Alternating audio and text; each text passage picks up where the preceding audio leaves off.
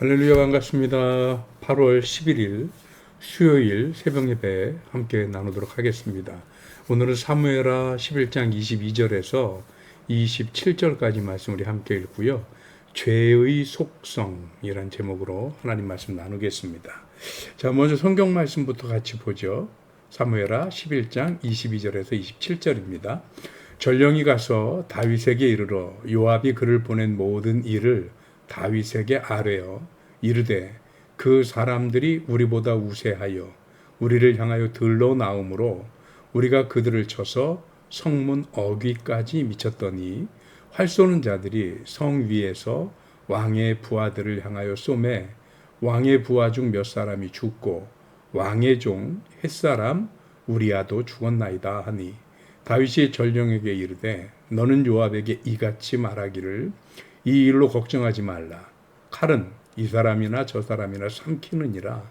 그 성을 향하여 더욱 힘써 싸워 함락시키라 하여 너는 그를 담대하게 하라 하니라.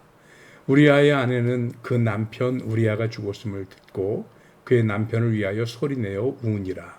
그 장례를 마침에 다윗이 사람을 보내 그를 왕궁으로 데려오니 그가 그의 아내가 되어 그에게 아들을 낳으니라.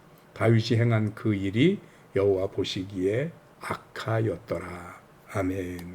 네, 우리 함께 읽은 이 사무엘하 11장 22절로 27절까지 말씀으로 죄의 속성이란 제목으로 하나님 말씀 나누겠습니다. 우리 속담에 바늘도둑이 소도둑된다라는 말이 있습니다. 이건 죄의 속성에 대한 아주 기가 막힌 교훈이 녹아들어 있는 속성인데, 죄라는 게 그렇죠. 맨 처음에 조그만 거를 지을 때는 이게 양심의 가책도 좀 덜 되고요. 두려움이나 무서운 것도 잘 못 느껴요. 사람이 그래요. 처음부터 크고 무거운 죄를 짓는 건 되게 부담스럽고 어려워요. 왜 그러냐면 겁도 나고 이 일을 과연 내가 할 수 있을까 싶기도 하고, 그리고 사람이라는 게 태어날 때부터 아주 나쁜 사람이 많지 않습니다. 그래서 사실은 조금 누구에게 괴롭히거나 속이거나 누구를 고통을 당하게 하거나 이런 일들이 보통 마음으로 되는 게 아니에요. 그러니까 처음에는 그런 일을 하는 게 아니고 바늘도둑질처럼 표시 안 나는 거. 해도 그만 아니어도 그만.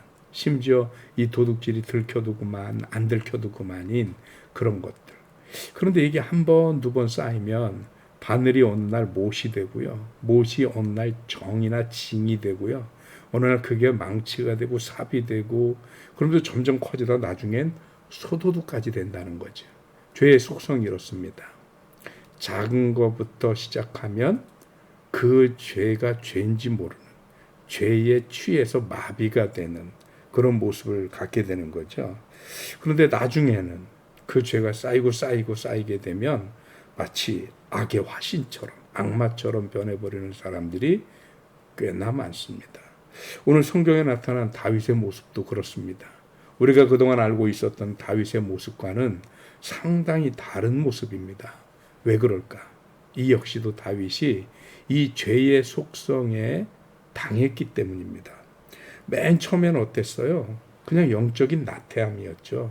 그래서 자신의 신하들은 전쟁터에 나갔는데 자기는 좀 배부르고 등 따뜻해졌고, 그리고 또 왕이다 이거죠. 그러니까 전쟁에는 안 나가도 된다 이거죠. 근데 그것 때문에 나태해져서 신하들은 전쟁터에서 목숨을 걸고 싸우는데 자기는 낮잠을 자고 산책을 하고 이런 여유를 즐긴단 말이죠. 그거 왕인데 그 정도야 어떻겠어. 네, 우리가 봐도 그 정도는 할 수 있으리라고 보여요. 그런데 그러다가 그만 이웃집 여인을 훔쳐보게 되고 그것이 욕정을 품게 되고 끝내는 그 여인과 잠을 자게 되고 정을 통하게 되고 임신을 시키게 돼요. 여기까지만 해도 이게 보통 일은 아닙니다. 그런데 이걸 감추려고 또 다른 일을 꾸미게 되지요. 그래서 신하 우리아를 불러서 아내와 잠을 자게 해서 자기가 임신시킨 것을 감추려고 합니다. 이게 죄의 속성의 또 하나의 그 속성인데요. 죄 지은 것을 감추려고 할 때 오히려 더 큰 죄를 지더라. 이게 죄의 두 번째 속성입니다. 작은 것부터 큰 것으로 점점점 죄가 대범해지는가 하면 죄는 자신의 죄를 숨기고 감추려고 또 다른 죄를 지는데 그 죄가 더 큰 죄를 지을 때가 많더라. 다윗이 그런 거죠. 그러면서 처음에는 단순히 우리아의 눈을 속이려 했다가 나중엔 사람들의 눈을 속이려 우리아를 죽이게 되는데, 다윗이라는 사람이 자기를 죽이려고 하는 사울도 함부로 죽이지 않던 사람입니다. 뭐 당시 임금이기도 하고 자신의 장인이기도 하고 이런 것도 있지만, 다윗은 원래 사람을 쉽게 함부로 죽이는 그런 사람은 아니었던 거죠. 그런데 이 죄의 속성에 사로잡힌 다윗은 실수를 막으려고 사기를 치고 일을 꾸미고 모사를 꾸미다가 그것이 실패로 돌아가니까 끝내 충성스러운 우리야, 아무 죄 없는 우리야 자기의 충신을 일을 꾸며서 죽이게 하는, 살인을 청부하는 아주 심각한 죄에 이르게 되더라는 거죠. 요즘 재판할 때도 여러분들 그런 거 많이 들으실 겁니다. 같은 살인을 해도요, 우발적 살인과 계획적 살인은 그 죄에 대한 처벌의 수위가 다릅니다. 계획적 살인은 훨씬 더 큰 죄예요. 그런가 하면 거기에 더해서 똑같은 사람들끼리 싸운 것보다 위계에 의해서 폭력이 가해지거나 살인을 당하면 더 큽니다. 위계라는 건 뭡니까? 누군가 더 권력이 많은 사람이 그 권력과 힘을 가지고 약한 자를 괴롭히거나 죽였을 때, 이게 위계에 의한 폭력이잖아요. 그런데 다윗이 지금 그러는 거죠. 왕이라고 하는 권세를 이용해서 우리아를 전쟁에 혼자 남게 일을 꾸미고 그 일로 우리아를 죽게 하는 이 모든 일들을 계획해서 요압 장군에게 편지를 보내서 우리아로 하여금 죽게 했단 말이죠. 계획적 살인이고 위계에 의한 살인입니다. 정말 다윗이 마치 악의 화신이라도 된 양 보이는, 조금은 소름이 돋는 장면입니다. 아니, 다윗이 이렇게까지 악했어? 다윗이 이렇게까지 극악무도한 사람이야 싶을 만큼. 그런데 다윗이 그렇게 악한 게 아니고, 이게 뭐냐? 죄가 가진 속성이 그렇더라라는 것입니다. 그래서 성경은 죄는 그 형상조차도 버려라 하는 이유가 그렇습니다. 죄가 가진 속성은 죄를 지으면 지을수록 죄에 대한 내성이 생겨서 양심의 마비가 일어나서 점점 큰 죄를 짓는다라는 것이고요. 또 하나는 죄를 감추기 위해서 더 큰 죄를 짓는다. 이게 죄의 속성인데, 다윗이 이 두 가지 죄의 속성에서 헤어나지 못하고 끝내 악의 화신같이 낯선 모습을 보이더라는 것입니다.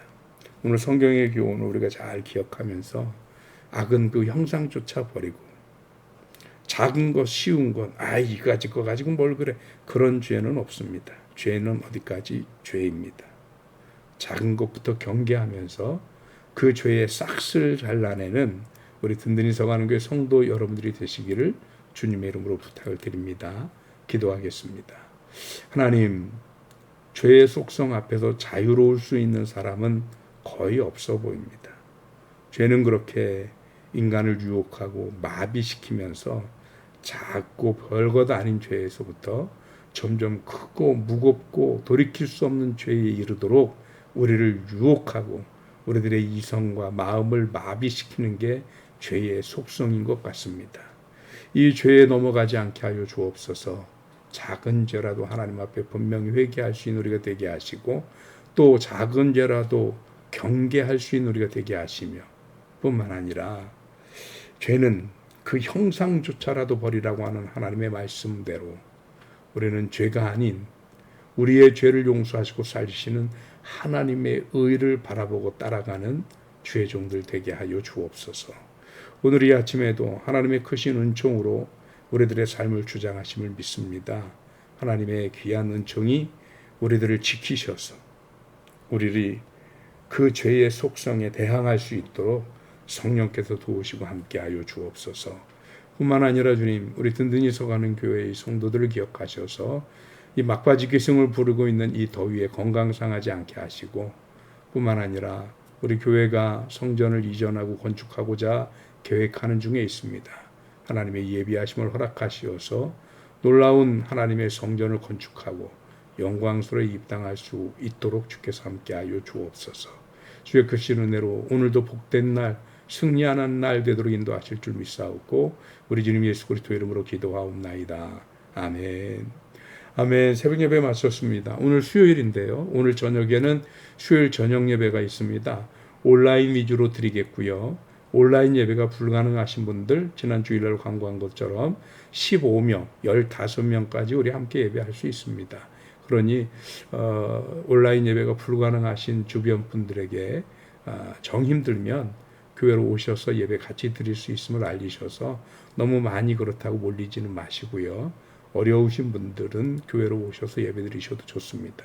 그 이외의 분들은 가급적 온라인으로 예배 드리는 것을 권면해 드립니다. 감사합니다. 승리하십시오.